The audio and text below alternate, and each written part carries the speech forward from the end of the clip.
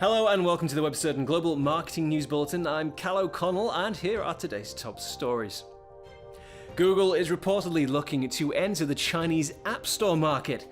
Pinterest has announced several new mobile features, and half of the world's population now own a smartphone.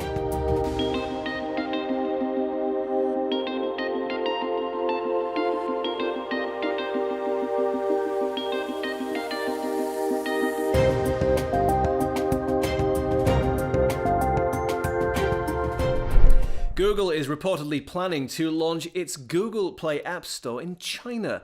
According to a story on the information website, the American search giant is joining forces with Chinese gaming company Netease in order to make its way into the market.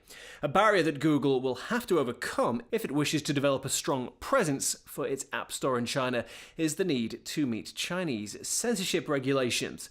And it's reported that Netease approached Google itself with the idea of developing a joint venture that would allow the games company to have a foot in the door if the store launches in the country. Pinterest has recently introduced a range of new features to its mobile app. One of the primary new additions is called Lens, which can use photos of real-world objects to match them to similar-looking images on the platform. The idea is similar to that of a story announced by Instagram in late 2016, which is yet to complete the testing phase. Pinterest CEO Ben Silbermann unveiled the new feature, which will be available sometime in March, along with two other new features for the app.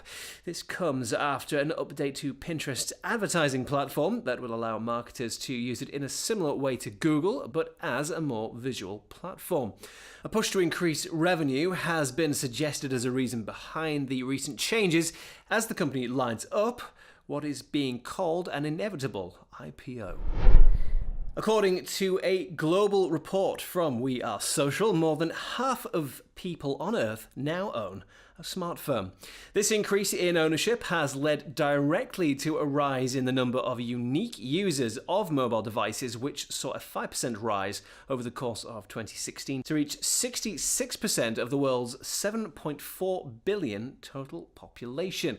According to the report, increased growth was also seen in the amount of worldwide internet users, which as a result of rising levels of smartphone use, passed 50% penetration for the first time. The largest increase, however, was found in the level of growth on global social media, where 581 million more people have an account now than did at the start of 2016, an increase of 30%. Regionally, it was APAC that saw substantial internet usage growth and now represents over half of the world's online population, social media users, and mobile social media users. A research from Pew Research Center has found that many American internet users see Facebook as an independent news source.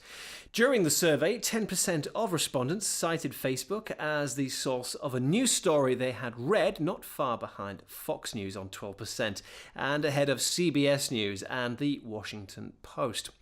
Amy Mitchell, Pew's Director of Journalism Research, said that it proves that online news sites are struggling with trying to create brand awareness and a direct connection with users. It was also found that only half of people who had read a news article from a link on Facebook in the past 2 hours could remember the name of the outlet which published the story. And finally, the Ministry for Foreign Affairs of Finland has launched its own national emojis. After launching the idea in early 2016, the new emojis include a polar bear, woolly socks, and an old Nokia handset. In all, there are now 56 emojis available in the set, whilst Finland remains the only country to have released its own set. It's also expected that more will be released to celebrate the country's upcoming legalization of gay marriage in March. And that's all from me today. Thank you for joining us, and be sure to check out our Catch-Up TV service to access our full database of in-depth interviews with global digital marketing professionals, news, how-to videos, and more. See you next time.